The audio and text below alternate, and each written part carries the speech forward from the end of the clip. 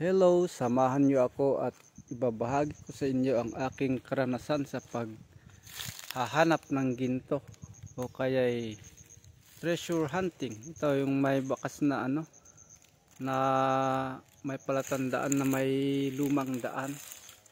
Ito. Saka yung bang maraming bato na magaganda tulad nito. Ganito daw ang gustong paglagyan ng mga hapon sa mga ginto nila. Dito ako sa bundok ngayon. Kaya sige, samahan niyo ako. Maghahanap tayo ng mga sign. Ang mga sign. May nakita ako noon dito. Kaya tignan natin. Oh, gandang hugis nito. Yun, may butas. Yun, kung napansin nyo may butas dun. Tinuturo banda ron. Kaya sige, puntahan na natin yung tinuturo ng marker. Para magkaalaman kung totoo. Oh, positive nga. Meron talaga. Yun, kasing bato. May ukit doon, tinuturo dito pababa. Kaya sige. Ay, meron nga. Ito.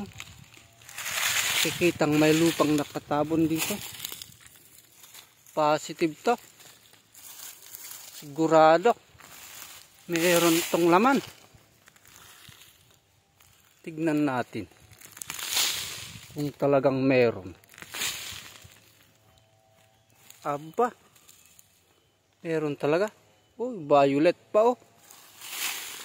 Talagang meron. Kaya hindi fake ito. Legit. Ito, meron talaga. Malaki. Malaki ang deposito. Yun. Kailangan lang konting linis para makita lahat. Malaki talaga. Yun o. Meron pa dito. Kaya sige, hukayin ko muna. Para malaman natin kung malaki.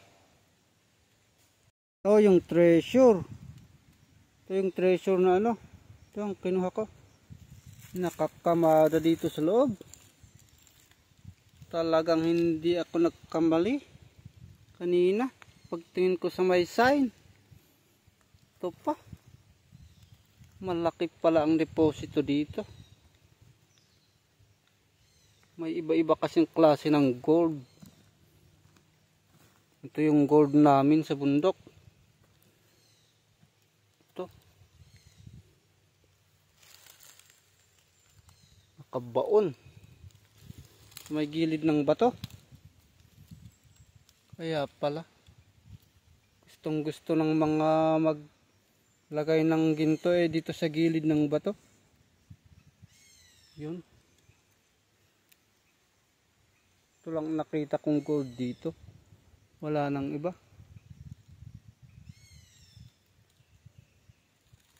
Okay, sige. Gahanap pa ako ng ibang gold mamaya.